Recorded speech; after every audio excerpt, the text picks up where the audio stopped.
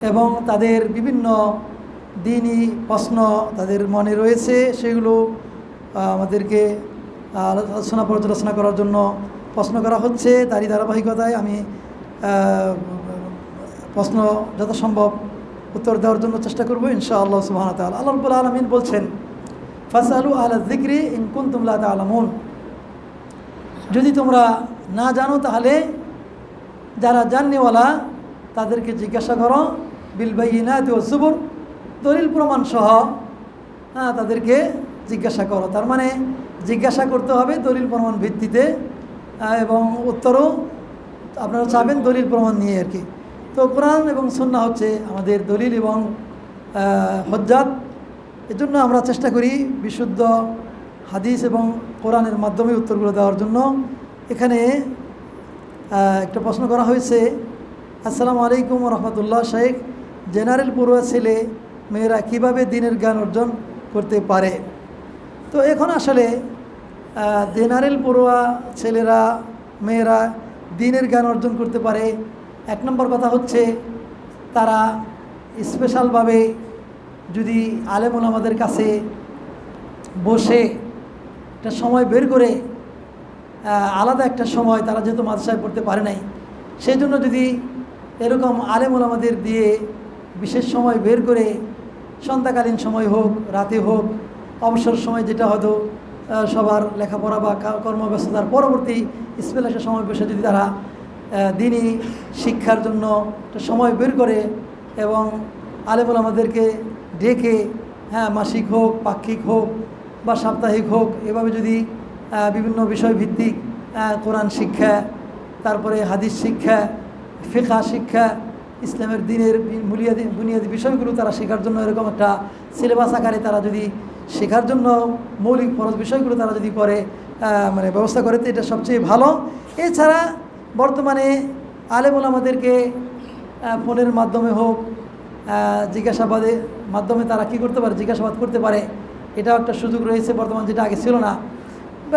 প্রশ্নকর্তা যেখানেই থাক না কেন, এখন বর্তমানে গ্রুপের মাধ্যমে বিভিন্ন গ্রুপে বিভিন্ন প্রশ্ন করা হয়, সেই প্রশ্নগুলোর উত্তর তিনি দেন।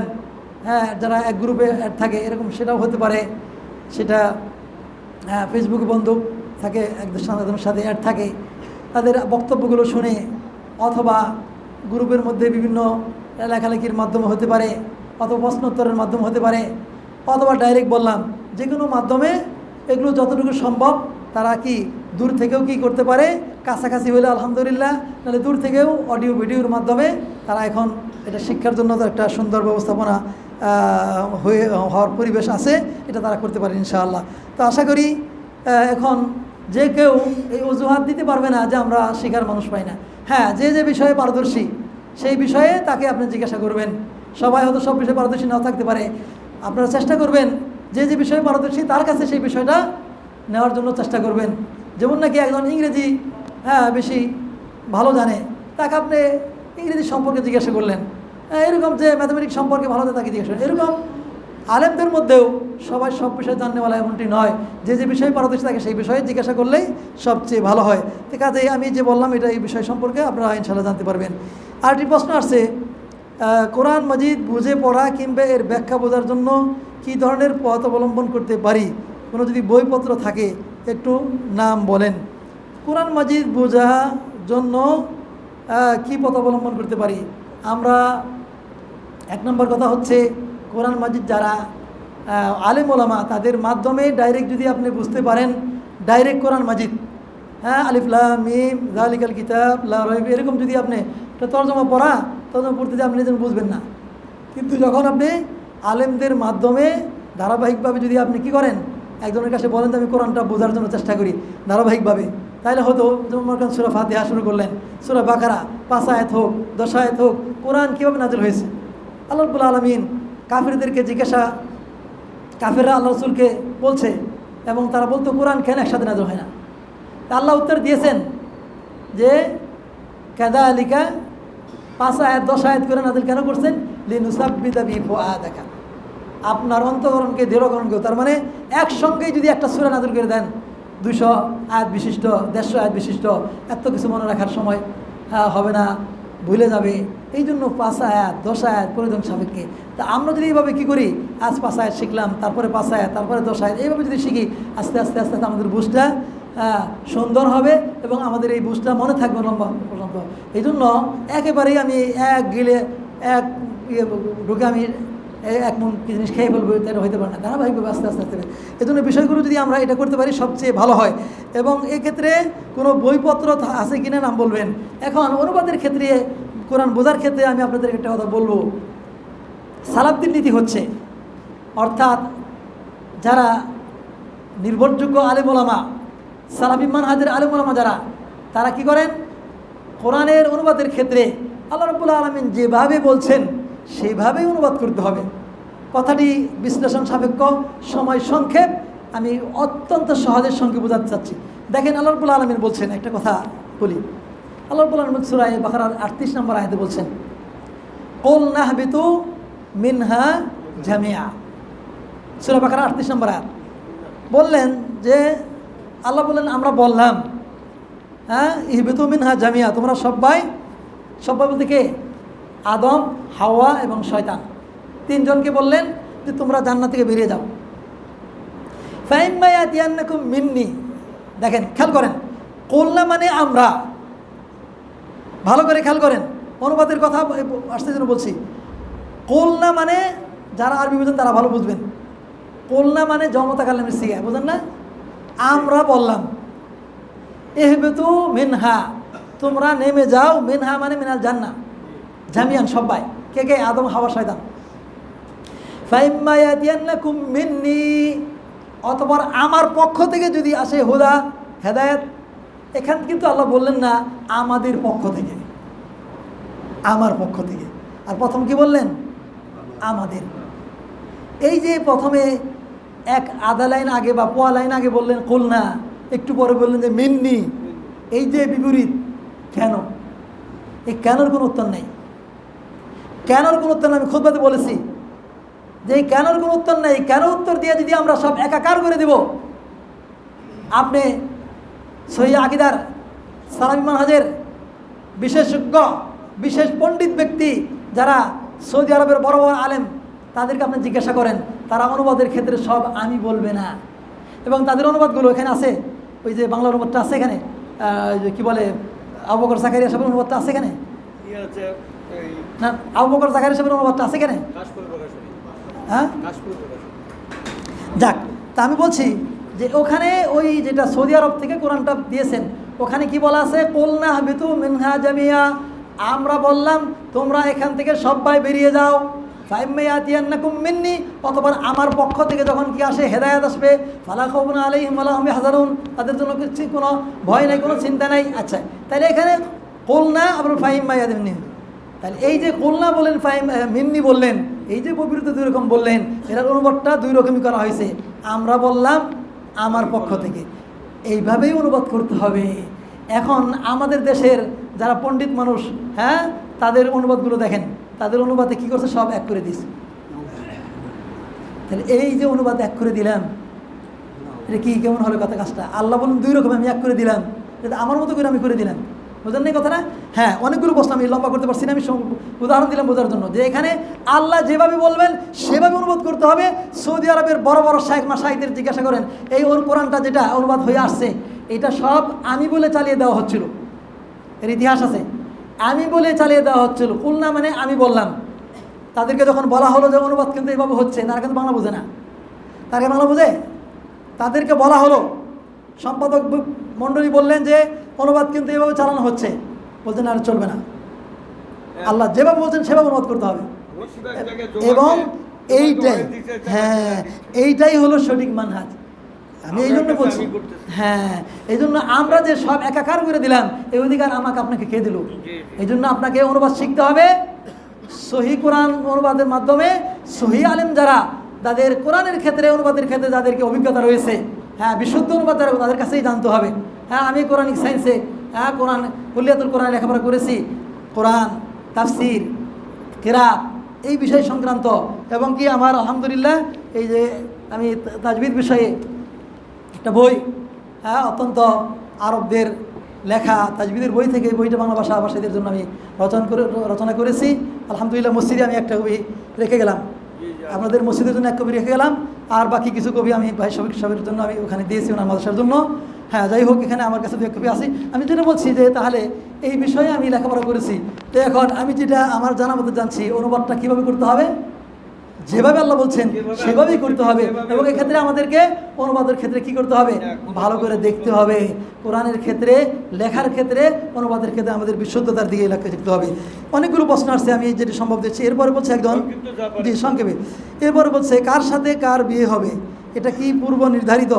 অনেকে বলে চাকরি পেলে সুন্দরী বউ পাবি, স্টুডেন্ট অবস্থায় বিয়ে করতে হবে না, ইত্যাদি। এইগুলো কথা অবান্তর কথা। কার সাথে কার বিয়ে হবে সেটা মুকাদ্দার লেখা আছে বটে, কিন্তু চাকরি পেলে সুন্দরী হবে, নাহলে স্টুডেন্ট হবে, ইত্যাদি। এই কথা অবান্তর কথা। আল্লাহ রাব্বুল আলামিন এখানে একটা কথা আপনাদের সংক্ষেপ উত্তর দিয়ে যাচ্ছি। রাসূলুল্লাহ সাল্লাল্লাহু আলাইহি ওয়াসাল্লামের কাছে এক ব্যক্তি, একটা মহিলা আসলো, আয়েশা বললো, ইয়া রাসূলুল্লাহ, আমি আপনাকে সুবর্দ করে দিলাম, মানে নিজেকে হেবা করে দিল। আল্লাহ রাসূল আদ্যপন্ত তার দিকে তাকালেন, কিন্তু চুপচাপ কিছু বললেন না। ওই মজলিসে একজন ব্যক্তি ছিল, লোকটা বললো, ইয়া রাসূলুল্লাহ, আপনার প্রয়োজন না থাকলে আমাকে দেন, বিবাহ করে দেন। তো আল্লাহ রাসূল বললেন, তোমার কি আছে? কয় যে আমার পরে লঙ্গি ছাড়া কিছু নাই। ভালো করে শোনেন কথাটা। কয় আমার পরেনের লঙ্গি ছাড়া উপরে জামাও নাই। খেয়াল করেন তাদের কেমন জীবন ছিল, লঙ্গি ছাড়া আর কিছু নাই। কয় যে না, কিছু একটা লাগবে, বাড়িতে যায় দেখো কিছু আছে নাকি, লোহার একটা আংটিও তাও লাগবে। তো বাড়ি খুঁজে কদিন আমার লোহার আংটিও নেই। এখন কি করবেন? আল্লাহ রাসূল বললেন, তোমার কি কোরআনের আয়াত মুখস্থ আছে কিনা? বলছে হ্যাঁ, অমুক অমুক সূরা মুখস্থ আছে। কয়েছে ঠিক আছে, একটা পথ পাওয়া গেল, এই সূরার আয়াতগুলা তোমার জন্য মহারণা সাব্যস্ত করলাম, তোমার বিবাহ দিয়ে দিলাম, এই কোরআনের সূরাগুলো তুমি তাকে শিক্ষা দেবে, এটাই তোমার মহারণা। বিবাহ করতে কি পয়সা লাগে? এস্টাবলিশ হওয়া লাগে? হ্যাঁ, কিচ্ছু না, একটা জামাও নাই। আল্লাহ রাসূল তা কী করলেন? মহিলাদের বিয়ে করে দিলেন, কোরআনের আয়াতকে মহারণা সাব্যস্ত করলেন। আর আজকে আমাদের বাড়ি গাড়ি ধন সম্পদ না হলে বিয়ে করা যাবে না, ইত্যাদি। এগুলো সব অবান্তর কথা। আপনার প্রয়োজন আছে, যেটুকু আছে, যা আছে সেই অনুসারে বিবাহ করতে পারবেন, এর জন্য লম্বা ছাড়া কোনো কিছু দরকার নেই। এরপরে আসি আমরা, মামাতো, খালাতো, চাচাতো বোন, কাজিনদের সাথে কথা বলা বা দেখা করা যাবে কি? ইসলাম এ সম্পর্কে কি বলে? একই বাড়িতে বসবাস করতে গিয়ে চাচাতো ভাবিদের সাথে কথা বলতে হয়, কথা বলা যাবে কি না? এখন কথা হচ্ছে আল্লাহ রাব্বুল আলামিনের বিধানের উপর আর কোনো কথা বিধান নাই। হ্যাঁ, পর্দা, কাদের সাথে কাদের পর্দা আছে না আছে, এই বিষয়টা এক কথায় আমি বলতে পারবো না। সূরা নিসার 23 নম্বর আয়াত আমরা খুঁজে দেখুন, ওখানে আল্লাহ বলে দিয়েছেন, হুররিমাত আলাইকুম উম্মাহাতুকুম ওয়া বানাতুকুম। এখানে কাদের সাথে কাদের বিবাহ হারাম, কাদের সাথে পর্দা করতে হবে, বিস্তারিত ডিটেলস কোরআন মাজিদে আছে। এক কথায় এই যে ভাবি বলেন, চাচাতো ভাবি বলেন, যাই বলেন, এদের সাথে ডাইরেক্ট সাক্ষাৎ হবে না। কী হবে? তাদের সাথে পর্দার আড়াল থেকে প্রয়োজন হলে করা যাবে। এই জন্য যেখানে একটা কথা বলে এই কথার উত্তরটা শেষ করছি, আল্লাহ রাসূল সাল্লাল্লাহু আলাইহি ওয়াসাল্লামের স্ত্রীদের সম্পর্কে আল্লাহ বললেন যে ওয়াজওয়াজু উম্মাহাতুহুম, আল্লাহ নবীর স্ত্রীরা হচ্ছে মুমিনদের মা। তারপরেও কি বলছেন যে তাদের সাথে কি বলতে হবে? ওয়াইযা সাআলতুমুহুন্না মাতাআন ফাসআলুহুন্না মিন ওয়ারা'i হিজাব। কোনো কিছু প্রশ্ন করলে, আদান প্রদান করলে পর্দার আড়াল থেকে করতে হবে। আল্লাহ নবীর স্ত্রীদের সে পবিত্র কেউ আছে? সাহাবায়ে কেরামের সে পবিত্র কেউ আছে? সাহাবায়ে কেরামকে বললেন যে আল্লাহ নবীর স্ত্রীদের যারা আমাদের মা, তাদের সাথে কোনো লেনদেন করতে গেলে ফাসআলুহুন্না মিন ওয়ারা'i হিজাব, পর্দার অন্তরাল থেকে করতে হবে। কাজেই প্রশ্নের উত্তর আল্লাহ দিয়ে দিয়েছেন, এগুলো করা যাবে না। আমাদের এক বোন তার হাতে দুটো চুড়ি দান করছে। আল্লাহু আকবার। এই দেখেন, জান্নাত ক্রয়ের জন্য আল্লাহ ব্যবস্থা করছেন নিজে। দুনিয়া থাকতে, বেঁচে থাকতেই যারা জান্নাত ক্রয় করতে চান মহিলারা, আল্লাহ রাসূল সাল্লাল্লাহু আলাইহি সাল্লাম বললেন, তোমরা বেশি বেশি দান খয়রাত করো, আমি তোমাদেরকে বেশি বেশি জাহান্নামে দেখছি। হ্যাঁ, কেন? তোমরা স্বামীর নাশুকরি করো। তো যাই হোক, এই যে দেখেন, একজন মহিলা তার নিজের ব্যবহারের হাতের যে পলার, হাতের যে এইটা, হ্যাঁ, এই জিনিসটা সে দান করেছে, হ্যাঁ, আল্লাহর রাস্তায় মসজিদ। হ্যাঁ, সকলেই তার জন্য দোয়া করব এবং তাকে যেন আল্লাহ জান্নাতবাসী করেন এবং তার পরিবারের সবাইকে যেন ঈমানের হালাতে রাখেন। তার ছেলে সন্তান, স্বামী স্ত্রী সবাইকে নিয়ে দুনিয়া আখিরাতে যেন তাকে আল্লাহ সুখ শান্তিতে রাখেন এবং পরকালে জান্নাতে নসিব, আল্লাহুম্মা আমিন। এবং এইরকম মহিলা আমাদের জন্য আরও বেশি বেশি হয় যারা আল্লাহ রাস্তায় দান খয়রাত করবেন, যাদের অন্তরটা মসজিদের সাথে ঝুলন্ত থাকে। আল্লাহ তাদের কবুল করুন, আল্লাহুম্মা আমিন। এর আগে এক মহিলা প্রথমে যখন আমরা একটু ঘোষণা দেই মসজিদ ভাঙার আগে উনি ওনার গলার চেন আল্লাহু আকবার। মসজিদের ঘোষণা দেওয়ার সময় গলার চেন দিয়েছেন। এক মহিলা গলার চেন দিয়েছেন, এক মহিলা আংটি দিয়েছেন, আরেক মহিলা হাতের কি পলার দিলেন, এই যে বালা দিলেন। এগুলো কি প্রমাণ করে যে মসজিদকে আল্লাহর জন্য ভালোবাসেন। এবং এরকম মহিলা মতো আমরা পুরুষরাও যেন আগে আসি। মহিলারা আলহামদুলিল্লাহ দান খয়রাতের দিকে বেশি আগে আসে তারা। আমরাও চেষ্টা করব এরকম মহিলা যাতে আরও বেশি হয় এবং আমরা পুরুষরাও যেন আগে আসি। জাযা আল্লাহুম্মা আল্লাহ তাকে বরকত দেন, আল্লাহ রহমত করেন। সময় সংক্ষেপ, আমি তারপরে আর দু একটা প্রশ্ন উত্তর দিয়ে শেষ করছি। আমার প্রশ্ন হলো, ছেলে মেয়ে একসাথে পড়াশোনা করি, আচ্ছা এক্ষেত্রে প্রয়োজনে মেয়েদের সাথে কথা বলতে হয়, প্রয়োজনে মেয়েদের সাথে কথা বলা যাবে কি? আর ম্যাডামরা ক্লাসে নেন, ফলে ম্যাডামদের দিকে তাকাতে হয়, এই সম্পর্কে ইসলাম কি বলে? আসলে দেখেন, এই ব্যবস্থাপনাই ঠিক নয়, এই ব্যবস্থাপনাটাই ঠিক নয়। আর কি বলবো, এটা আমাদের এই সহশিক্ষা যেটা, এটা তো ঠিক নয়। হ্যাঁ, এই জন্য আমরা আলহামদুলিল্লাহ দেখেন, আমরাও মহিলা মাদ্রাসা করছি, ছেলেদের মাদ্রাসা আলাদা, মহিলা মাদ্রাসা আলাদা। এবং মহিলা মাদ্রাসা খালি বোরকা না, আমরা যে যাত্রাবাড়ি বিশাল ইসলামী মহিলা মাদ্রাসা আমি শিক্ষক, মোহাম্মদ আরবের শিক্ষক, ওই মহিলা মাদ্রাসা আমি শিক্ষক। হ্যাঁ, তো ওখানে তাদের এই একদম পুরা হার্ডবোর্ডের মাধ্যমে পর্দা, তাদের সাথে আমাদের দেখা সাক্ষাৎ নাই, শুধু ক্লাসটা নিচ্ছি কীভাবে? হ্যাঁ, আওয়াজের সাউন্ডের মাধ্যমে। এইভাবে পুরা পর্দার মাধ্যমে ক্লাস নেওয়া যাচ্ছে। কিভাবে? যে আমরা কি করি, কথার মাধ্যমে তাদের সাথে কথাবার্তা হচ্ছে। এই জন্য ছেলে এবং মেয়ে পর্দা ছাড়া একসাথে ম্যাডামকে দেখা যাচ্ছে, ছেলে মেয়েকে দেখতেছি ইত্যাদি, এটাই সহশিক্ষা, এটা তো ইসলাম সমর্থন করে না। এই জন্য আসলে ব্যবস্থাপনাটা আমাদের ঠিক না। কাজে এখন আমাদের এরকম যদি আমাদের থাকে তাহলে তো করতেই হচ্ছে। এখন আল্লাহ রাব্বুল আলামিন বলছেন, ফাত্তাকুল্লাহ মাস্তাতাতুম, প্রয়োজনের তাগিদে, এক কথায় পরিবেশ পরিস্থিতিতে মানুষ এখন বাধ্য হয়। সেক্ষেত্রে যতটুকু সম্ভব আমরা চোখকে সাবধান করে, আমার চোখকে অবনত করে, ইউসুফ আলাইহিস সালাম ওই জুলাইখা তাকে সেই কোথায়, সেই কুঠুরির ভিতর নিয়ে গেছিলেন। চিন্তা করেন, সেখানে নির্জন একজন মেয়ে, একজন যুবক মানুষকে নিয়ে গেছে, দরজা বন্ধ করে দিয়েছে। হ্যাঁ, তাদের মূর্তিকে ঢেকে দিয়েছে জানি না দেখে। হ্যাঁ, তারপর বলছে, হাই তালাক আসো, হাই তালাক, আল্লাহ কোরআনে বলছেন, হাই তালাক আসো আমার কাছে, আমার সাথে মনোবাসনা পূরণ করো। এই প্রস্তাব দিয়েছে একটা যুবককে। ইউসুফ আলাইহিস সালাম কী করছিলেন ভালো করে শুনেন, প্রসঙ্গ সেই জন্য বলছি কথা। ইউসুফ আলাইহিস সালাম মাথা নিচে করে আছেন। ইউসুফ আলাইহিস সালাম কী করছেন? মাথা অবনত করে আছেন। হ্যাঁ, তারপরে এখন তো এই অবস্থা, প্রস্তাব তাকে দিয়েছে, কি করবে এখন? সে কঠিন অবস্থা। তিনি কি মাথাটা উঁচু করে ওয়ালার দিকে তাকাচ্ছেন? হ্যাঁ, ওয়ালা ওখানে দেখালেন, ওয়ালা তাকরাবুজ জিনা ইন্নাহু কানা ফাহিশাতাও ওয়া সাআ সাবিলা, জিনা করো না, আল্লাহ দেখিয়ে দিলেন। অথবা বলা হয়েছে ইয়াকুব আলাইহিস সালামকে দেখলেন, ইয়াকুব আলাইহিস সালামের ছবি দেখা যাচ্ছে, তার বাবাকে, সে কি আঙ্গুল কাটছেন, মানে সাবধান করছেন, এই সাবধান, হুঁশিয়ার। চিন্তা করেন, এই জন্য বলছেন আল্লাহ যাকে বাঁচান। এত এই কুঠুরির ভিতরে একজন যুবতী মেয়ে দরজা বন্ধ করে, সব ঠিকঠাক করে, কোনো রকমের কোনো ভয়ভীতি নাই, তাকে বলছে আসো আমার সাথে তোমার মনোবাসনা, আমার মনোবাসনা তুমি পূর্ণ করো। সেই যুবক ইউসুফ আলাইহিস সালাম তিনি কি করলেন? আল্লাহর নিদর্শন দেখে, ওয়ালা তাকরাবুজ জিনা, এটা যখন দেখলেন, তিনি সঙ্গে সঙ্গে তার স্তম্ভিত, তার মানে জ্ঞান ফিরে আসলো, যেন নতুন তার উদ্যম আসলো। তিনি কি করলেন? দরজা বন্ধ দরজার দিকে দৌড় দিলেন এবং দরজাগুলো আঘাত করার সঙ্গে সঙ্গে সেটা একটার পর একটা খুলে গেল, লাগানো দরজা, কিন্তু চেষ্টার পরে দরজাগুলো খুলে গেল। সর্বশেষ যে দেখা হলো জুলাইখার আজিজ মাহিয়ার সাথে, আমার সাথে দেখা হলো, বলতেছে যে আপনার স্ত্রীর সাথে যে আকাম করতে চায় তার কি শাস্তি হতে পারে? হ্যাঁ, আকাম কি করতে চায় না, ও আকামের প্রস্তাব দিছে, বলেন ওই মহিলাকে আকামের প্রস্তাব দিচ্ছে, ও করতে চায়। উল্টে বলতেছে যেই লোক আপনার স্ত্রীর সাথে আকাম করতে চায়, কুকাম করতে চায়, তার কি শাস্তি হতে পারে? হ্যাঁ, চুরি আবার সিনা চুরি। বলছিলাম এইরকম একটা পরিবেশে একটা যুবক ছেলে একটা যুবতীর খপ্পর থেকে দরজা খুলে চেষ্টা করে বেরিয়ে আসা, ইসলাম কি শিক্ষা দেয়? মানুষ বিপদে পড়লে যদি সে চেষ্টা করে, তার কি ব্যবস্থা আল্লাহ করেন না? করেন না? আল্লাযীনা জাহাদু ফিনা। এই জন্য বলছি আমাদের পরিবেশটাই আসলে দূষিত পরিবেশ। এই জন্য আমাদের ফাত্তাকুল্লাহ মাস্তাতাতুম, সাধ্য মতো আমরা আল্লাহকে ভয় করার জন্য চেষ্টা করব। সম্মানিত উপস্থিতি, এরপরে জি আচ্ছা আমি শেষ করছি, দু একটা কথা শেষ করছি। জি আসসালাম। হ্যাঁ হ্যাঁ হ্যাঁ হ্যাঁ।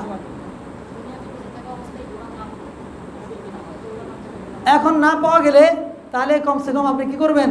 হ্যাঁ, জুলুম মারামারি যেটা করে দিয়েছেন সেটা আল্লাহর কাছে ক্ষমা চাইতে হবে এবং তার কাছে যে কোনো মাধ্যমে সাক্ষাৎ, বেঁচে থাকা অবস্থায় সাক্ষাতের জন্য চেষ্টা করতে হবে, আর না হলে আল্লাহর কাছে মাপ চাইতে হবে। তাছাড়া তো কিছু করার নাই। লেনদেন এরকম অনেক সাথে আমরা টাকা পয়সা লেনদেন আছে কিন্তু পান্ডাদারে, সেক্ষেত্রে আপনি কী করবেন? আল্লাহর কাছে মাপ চাইতে হবে। এই বিষয়টা আমাদের লক্ষণীয়। আচ্ছা আমি শেষ করে দিচ্ছি, সময় লম্বা হয়ে যাচ্ছে। আচ্ছা বলো। মানে দেখা যাচ্ছে দেখিয়ে দেন।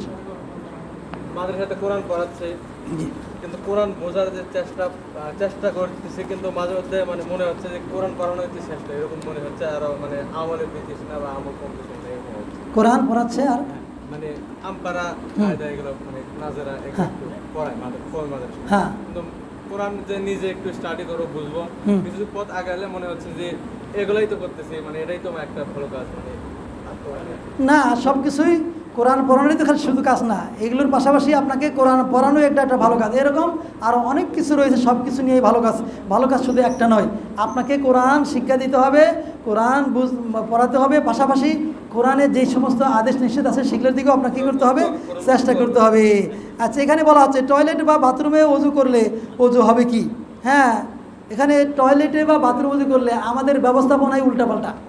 আমরা যারা বাসা করব অবশ্যই আমাদের গোসলখানা ওযুখানা আলাদা থাকবে। আমাদের যে সিস্টেমটা ইংরেজ সিস্টেম, আমাদের যে টয়লেটগুলো ইংরেজি টয়লেট, আমাদের ওযুখানা নাই, গোসলখানা আলাদা নাই, এটা ঠিক না। আমাদের ওযু গোসলখানা আলাদা থাকবে। আমি আমার কথা বলি, আমি আমার টাঙ্গাইলে আমি যে বাড়িতে আমি ঘর করেছি সেখানে গোসলখানা আলাদা, টয়লেট সহ গোসলখানা না, গোসলখানা সেপারেট। কি জন্য? সেখানে ওযু করতে হবে। হ্যাঁ, ফরজ গোসল করলে ওযু করতে হয় না? ওযু করতে হয় কি না? বিসমিল্লাহ বলতে হবে কি না? তারপরে টয়লেটে কেমনি করবেন? এটা চিন্তাও করি না। তারপর আপনি 5 ওয়াক্ত সালাত আদায় করেন, ওযু কোথায় করবেন? এই জন্য ওযু গোসলের জন্য আলাদা বাথরুম থাকবে, গোসলখানা থাকবে, সেখানে আপনি করবেন। এই জন্য এই সিস্টেমটাই কিন্তু আমাদের মাথা কী করতে হবে? ঠিক করতে হবে। এখন বলতে নাই, কী করবেন? নাই মানে সেক্ষেত্রে আপনি কী করবেন? চেষ্টা করবেন বাইরে করার জন্য। যদি অগন্ত নাই হয় তাহলে কমসে কম বিসমিল্লাহটা বাইরে পড়ে আপনি যাই ওযু করবেন। বিসমিল্লাহ ভিতরে না, টয়লেটের ভিতরে আল্লাহর নাম নেওয়া যাবে না। এটা আমরা অবশ্যই এদিকে খেয়াল করবো। আচ্ছা, কথা শেষ করে দিচ্ছি। এখানে আরও অনেক কিছু কথা বলছে, সেই সবগুলো আমি উত্তর দিতে পারলাম না সময়ের স্বল্পতার জন্য। আচ্ছা, এরপরে এখানে সব কথার উত্তর দিচ্ছি না। আমি মুরব্বী উনি একটা প্রশ্ন করছিলেন, প্রশ্নটার উত্তর দিচ্ছি। উনি বললেন যে কী বলছিলেন যে আপনার প্রশ্নটা? বলছিলেন যে সাব্বিহ ইসমা রাব্বিকাল আলা, সাব্বিহ ইসমা রাব্বিকাল আলা বললে আমরা কি সুবহান রাব্বিল আলা বলবো কিনা? আচ্ছা, এখন কথা হচ্ছে এই সমস্ত জিনিসগুলো আছে হাদিস থেকে, এগুলো এরকম জোরে জোরে পড়তে হবে এমনটি নয়, আস্তে আস্তে মানে জোরে জোরে নয়। এগুলো সাব্বিহ ইসমা রাব্বিকাল আলা, সুবহান রাব্বিল আলা চিল্লিয়ে যে পড়তে হবে এমনটি নয়। তারপরে যে সামি আল্লাহু লিমান হামিদা রব্বানা ওয়ালাকাল হামদ হামিদা জোরে জোরে, এগুলো জোরে জোরে নয়। এগুলো কি আছে, কিন্তু আস্তে আস্তেই পড়তে হবে। আরেকটি ওনার প্রশ্ন ছিল, সেটা হলো কি সব কিছুই জোরে জোরে, সব কিছুই এটা কি যেগুলো জোরে জোরে বলার কোনো দলিল নাই। আচ্ছা, আরেকটা কথা উনি প্রশ্ন করছিলেন যে হাত তুলে মোনাজাত করতে হবে কিনা। হ্যাঁ, এই সম্পর্কে ওনার একটা প্রশ্ন ছিল আর কি, হাত তুলে মোনাজাত বলছি জানা। তো আমি এটার উত্তর 1-2 কথায় উত্তর দিচ্ছি। হাত তুলে মোনাজাত করা যাবে যেখানে আল্লাহ রাসূল করছেন। এই যে আমি কয়েকদিন আগে আমার ইয়েতে আমার আলোচনায় ফেসবুকে আইডিতে আপনি দেখবেন আমার আলোচনা আছে এই বিষয় সম্পর্কে, হজের আমি আলোচনা করছিলাম। তো সারসংক্ষেপ কথা হচ্ছে এই যে যারা হজ করে আসলেন, এখানে কেউ না এরকম হজ করে আসছেন যারা এবছর হজ করে আসছেন না? আচ্ছা, যারা আচ্ছা নতুন একবারে রানিং হাজি আছেন না এই বছরে? আচ্ছা আচ্ছা, আপনারা যারা হজ করে আসছেন, এটা হলো ছোটো পিলার, এটা হলো মেজো পিলার, এটা বড় পিলার। কঙ্কর মারার কয়টা পিলার? 3টা না? এটা ছোটো, এটা মেজু, এটা বড়। আল্লাহ রাসূল সাল্লাম এই ছোটো পিলারে কঙ্কর মারার পর 11, 12, 13 3 দিন, হ্যাঁ 10 তারিখে তো শুধু বড়টাই মারতে হয়। 11, 12, 13 3 দিন ছোটোটাই কঙ্কর নিক্ষেপ করার পরে কেবলার দিকে হয়ে হাত তুলে দোয়া করছে, প্রমাণ আছে। আবার 2য় নাম্বার জামরায় আল্লাহু আকবার, আল্লাহু আকবার 7টা কঙ্কর মেরে কেবলার দিকে হয়ে হাত তুলে লম্বা দোয়া করছেন, প্রমাণ আছে। আর বড়টাই মারার পরে হাতও তোলেন নাই, দোয়াও করেন নাই, দাঁড়ানো নাই, চলে গেছেন। এই দুইটাই হাত তুলে দাঁড়িয়ে দোয়া করলেন কেবলা দিকে হয়ে, আর ওইটাই করলেন না কেন? হাত তুলে প্রমাণ আছে না নাই? এই দুইটাই আছে, ওইটাই নাই। তাহলে এই দুইটাই হাত তুলে দোয়া করা যাবে, ওইটাই করা যাবে না কেন? আল্লাহ রাসূল করেন নাই। তাহলে সালাতের পরে আল্লাহ রাসূল এরকম হাত তুলে দোয়া করেন। আল্লাহ বলছেন আস্তাগফিরুল্লাহ আস্তাগফিরুল্লাহ, আল্লাহ রাসূল বলছেন আল্লাহুম্মা আনতাস সালাম মিনকাস সালাম তাবারাকতা ইয়া যাল জালালি, আল্লাহুম্মা আইন্নি আলা যিকরিকা ওয়া শুকরিকা ওয়া হুসনি ইবাদাতিক। এরকম আরও সালাতের পরে দোয়াগুলো আছে, বিভিন্ন এরকম ইয়ের মধ্যে আছে, দেখবেন আছে। এই দোয়াগুলো আছে করবেন, কিন্তু আল্লাহ রাসূল তো এগুলো কী করেন? হাত তুলে করেন নাই। আপনি কি বলবেন? হ্যাঁ, আল্লাহুম্মা বিসমিকা আমুতু ওয়া আহইয়া, হ্যাঁ আল্লাহুম্মা ইন্নী আউযু মিনাল খুবুসি ওয়াল খাবাইস, আসসালামু আলাইকুম আল্লাহুম্মা আফতাহ লি আবওয়াব রাহমাতিক। এগুলো কি হাত তুলে করেন? করেন নাকি বলেন? কেন করেন না? এগুলো হাত তুলে প্রমাণ নাই। তো যেগুলো হাত তুলে প্রমাণ নাই, আপনি সেগুলো হাত তুলে করবেন না। এই দুইটাই হাত তুলে দোয়া করার প্রমাণ আছে, ওইটার মধ্যে প্রমাণ নাই। তো যেটার দিকে প্রমাণ আছে আপনি সেটাই করবেন। তো কথা হচ্ছে, আমরা গতানুগত অনেক সময় অনেক কিছু করে থাকি, দলিল প্রমাণ ছাড়াই যদি করে থাকি, সেটা যদি দলিল প্রমাণ না ঠিক আমরা সেটা করতে যাবো কেন? এটা নিয়ে মারামারি, কাটাকাটি, হানাহানি, এগুলো তো মহা অন্যায়। আপনি কি করবেন? দলিল প্রমাণ দিয়ে আপনি জানবেন এবার এই দলিলটা কি নির্ভরযোগ্য কিনা দেখবেন। যাই হোক, কথা বলছি, আমি কথা শেষ করে দিচ্ছি। শুধু বলতে চাচ্ছি সম্মানিত উপস্থিতি, আমরা জিদের বশবর্তী দিয়ে কোনো কাজ করবো না। আগে একটা কাজ করছি, আমি এখনো করব। হ্যাঁ, আল্লাহ রাসূল সাল্লাল্লাহু আলাইহি সাল্লাম 4 রাকাতের সালাত আদায় করে, 4 রাকাতের সালাত 2 রাকাত আদায় করে আসসালামু আলাইকুম ওয়াসাল্লাম বলে উনি কি করলেন? বসে আছেন। আল্লাহ রাসূলের এক সাহাবী, তার নাম হলো যুলইয়াদাইন। তো সবাই চুপচাপ, 4 রাকাতের সালাত 2 রাকাত পড়ে সালাম ফিরিয়ে দিছে। আবু বকর আছে, ওমর আছে, এরকম বড় বড় সাহাবী আছে, কেউ কথা বলার সাহস পায় না। সবাই চুপচাপ, ভয়ে মানুষ আছে, কী হলো না হলো। যুলইয়াদাইন সামনে দিয়ে বলছে, যুলইয়াদাইন তার হাতটা লম্বা ছিল, তার নাম হলো খিরবাক। তো যাই হোক, তো যুলইয়াদাইন বলছে, ইয়া রাসূলুল্লাহ, সালাত কি কমিয়ে দেওয়া হয়েছে নাকি ভুল করছেন? তাহলে সে বলতে, না কমিয়েও দেওয়া হয়নি, ভুলও করি নাই। কয় যে না, হয় কম করা হয়েছে, নাহলে ভুল করছেন, এরকম বরগলায় বলতেছে। তা আবু বকর ওমর বড় বড় সাহেব বলছে, যুলইয়াদাইন যা বলছে কথা কি ঠিক নাকি? বলছে হ্যাঁ, মানে কথা বলার সাহস পাচ্ছে না, মাথা দিয়ে ইশারা করছে, মানে ঠিক আছে। তাহলে নিশ্চিত হলেন যে সালাদটা কী করছেন? কম হয়েছে। তাইলে আল্লাহ রাসূলের ভুল হয়েছে না হয় নাই? হ্যাঁ, যদি বল না ঠিক আছে, উনি তো চেষ্টা করলেন, কিন্তু চেষ্টা করে রাখতে পারলেন? যখন জিজ্ঞাসা করলেন যে এটা ভুল হয়েছে, তখন উনি কী করলেন? চলে গেলেন মসজিদের সামনে। মসজিদের সামনে যে একটা কি খেজুর গাছ, একটা পুরানো খেজুর গাছের দিয়ে এরকম কী করলেন? এরকম হারে কী করলেন? ধ্যানে এরকম চুপ করে থাকলেন, হাদিসে বলা আছে। একটু পরে ওহী আসলো। ওহী আসার পর আল্লাহ রাসূলকে, মানে তখনও জানে না কী করবেন। এইরকম সময়ে উনি কি উত্তর দিয়ে দিলেন নাকি অপেক্ষা করলেন? অপেক্ষা করলেন। ওখানে যাওয়ার পর ওহী আসলো। ওহী আসার পরে এর মধ্যে 2 রাকাত সালাম ফিরিয়ে দিয়েছে। মুনাফিকরা বেরিয়ে চলে গেছে। মুনাফিকরা বেরিয়ে গিয়ে গেছে, ওরা বগল বাইরে কয়ে ভালোই হয়েছে, 4 রাকাতের নামাজ কি হয়েছে? কমে গেছে। ওরা তো খুশি হয়ে চলে গেছে। আর বাকিরা বসে আছে, কি হয় দেখি। ওখান থেকে আসার পরে আল্লাহ রাসূল বললেন, ওঠো, দাঁড়াও। আর 2 রাকাত সালাত বললেন, কি করলেন? 2 রাকাত সালাত বললেন। হ্যাঁ, জোহর বা আসর, 4 রাকাতের বলা জোহর অথবা আসর। তারপরে আর 2 রাকাত বললেন, পরে আবার কি করলেন? 2টা সুজদা দিলেন। সুজদা দিয়ে সালাম ফিরলেন এবং বললেন, আমি মানুষ, আমার ভুল হইতে পারে, ভুল হইলে তোমরা কি করবে? লোকমা দিবে। লোকমাটা কি? হ্যাঁ, পুরুষে দিবে সুবহানাল্লাহ। যদি 2 রাকাত পড়া যদি কেউ সালাম ফিরে দেয় অথবা ভুল করতে যায়, এরকম যে কোনো যদি ভুল হয়, তাহলে কি বলতে হবে? পুরুষরা কি বলবে? সুবহানাল্লাহ। মেয়েরা কি বলবে? হাত হাত হাত তালি মারবে। আচ্ছা, তাহলে এইটা হলো লোকমা দেওয়া। তা আল্লাহ রাসূলের ভুল হয়েছে না হয় নাই? ভুল হওয়ার পর কি জোর করে জিদ করে থাকছেন নাকি না ভুল সংশোধন করছেন? হ্যাঁ, এই জন্য বলছি, আমরা কেউ ভুলের ঊর্ধ্বে নাই। হ্যাঁ, এই জন্য যদি আমাদের কোনো ভুল হয়, সেটা আমরা ভুলটা জিদ করে থাকবো না। ভুল যেটা ভুলই, আর ভুল যদি না হয়, আগে হয়তো করছে, দলিল প্রমাণ নাই, হাত তুলে দোয়া করছে, এখন সারা জীবনই করতে মনে কথা আছে নাকি? হাত তুলে আমাদের পরে যদি দোয়া প্রমাণ নাই, তাহলে আমি এখন ছাড়তে পারি? হ্যাঁ বলেন, আমি কি বলবো যে আগে করছো কেন? 40 বছর করছো, এখন করো না কেন? ওটা কোনো কথা আছে নাকি? 40 বছর আমি দলিল প্রমাণ আমার ছিল না, এখন পাইছি, আমি এখন করবো। এইটাই হলো মুসলিম। সম্মানিত উপস্থিতি, কথা আরও অনেক প্রশ্ন ছিল, সব প্রশ্নের উত্তর সময়ের সর্বপ্রথম দেওয়া গেল না। যেটুকু সম্ভব দিলাম, বাকিগুলো ইনশাআল্লাহ পরে পাশে যারা আরও আসবেন সামনে, যাদেরকে তাদের প্রশ্ন করবেন উত্তর দেবেন ইনশাআল্লাহ।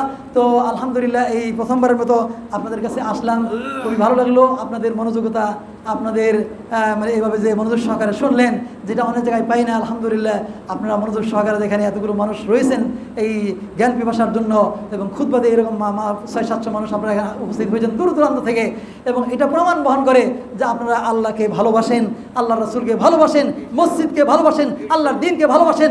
ওই 7 শ্রেণীর মানুষের মধ্যে এক শ্রেণীর মানুষ হচ্ছে যে ব্যক্তির অন্তরটা মসজিদের সাথে থাকে ঝোলানো। তো এই জন্য সেই 7 শ্রেণীর মানুষের অন্তর্ভুক্ত যেন আল্লাহ আপনাদেরকে করেন, আমাদেরকে করেন, আল্লাহুম্মা আমিন। হাযা ওয়া সাল্লাম। বারবার আপনি হাত তুলে কি বলছিলেন জানেন, আমি বলতো জি জি জি জি হ্যাঁ হ্যাঁ হ্যাঁ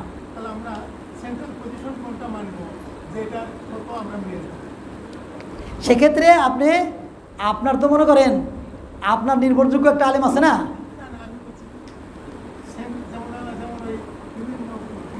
হ্যাঁ হ্যাঁ হ্যাঁ হ্যাঁ জি হ্যাঁ না জি জি হ্যাঁ জি জি জি জি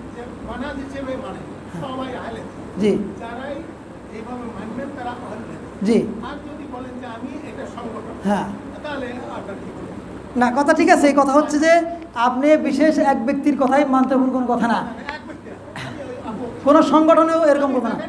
জি আমি বলছি যে আমরা সেন্ট্রাল পজিশন যদি ধরি মসজিদে নববী, জি যেটা এখন মদিনা মসজিদ, জি মদিনা জি ইউনিভার্সিটি, মসজিদে নববী মদিনা ইউনিভার্সিটি, জি সেই মদিনা ইউনিভার্সিটিতে যে ফতোয়া, জি ফতোয়া বোর্ড আছে, সর্বোচ্চ ওলামা জি পরিষদ আছে, জি সেই ওলামা পরিষদ যে ফতোয়া রেডি করেছে, জি যেমন হলো আপনার কয়েকটা মাযহাবের তানাক্কুল বাইনাল মাযহাব, জি কয়েকটা মাযহাব একত্র করে ফেলেছে, জি যেমন যে এই মাযহাবের এই ফতোয়া, এই মাযহাবের এই ফতোয়া, সব ফতোয়া একত্র করে কোনটা গ্রহণযোগ্য সেটা নিয়ে আসবে বাদ। ঠিক আছে এইভাবে যদি করছি, জি জি আমরা সেন্ট্রালি আমরা যদি বলি মসজিদে নববী অর্থাৎ মসজিদ মদিনা ইউনিভার্সিটি, জি জি জি আমরা যে কোনো ফতোয়ার ব্যাপারে যদি এখানে আমরা জি তাহলে সব হয়ে যাবে। হ্যাঁ। এখন সেই ফলো যদি করতে যায় বলে আমি আমার মতো বিশ্বাস সাথে, কেউ কোনো আমাদের আহলে সুন্নতি আছে, কেউ বিশ্বাস সাথে ইয়ে করতেছে, কি করছে, বায়াত দিচ্ছে, না। আমি নাম বললাম, জি জি জি জি আচ্ছা কেউ এই বিশ্বাস সাথে কেউ বলে আমি সবচেয়ে বেশি জানি, হুম। পরে নেই কিন্তু কিছু ওই মানাদের কিছুই করে, হুম। তারপরে চলো এই জি, জি। আলিয়ানা সাহেব, হ্যাঁ, বুঝতে পারছি আর কি। আলিয়ানা সাহেব করে তারা বলতেছে আমরা অনেক বেশি, ওই বুঝতে আমার কাছে এইরকম জমায়েত আছে, এই এত জমায়েত আছে, এইরকম যে বলে আমরা যদি সেন্ট্রাল পজিশনকে মসজিদে নববী অর্থাৎ মদিনা ইউনিভার্সিটির সর্বোচ্চ ওলামা, হ্যাঁ, আপনাকে একটা উত্তর দিচ্ছি আমি। আল্লাহ রাসূল সাল্লাম বলেছেন যে দিনটা ইয়ারজুল আল মদিনা, হাদিসে রয়েছে মদিনার দিকে দিনটা ফিরে যাবে যেমনটি একটা সাপ গর্ত থেকে বেরিয়ে যেয়ে তার খাবার টাবার খেয়ে এসে আবার গর্তে ঢোকে, ওইরকম কোথাও ইসলাম না থাকলে মদিনা ইসলাম থাকে। তার মানে মদিনা সহি ইসলাম থেকে খালি নয়।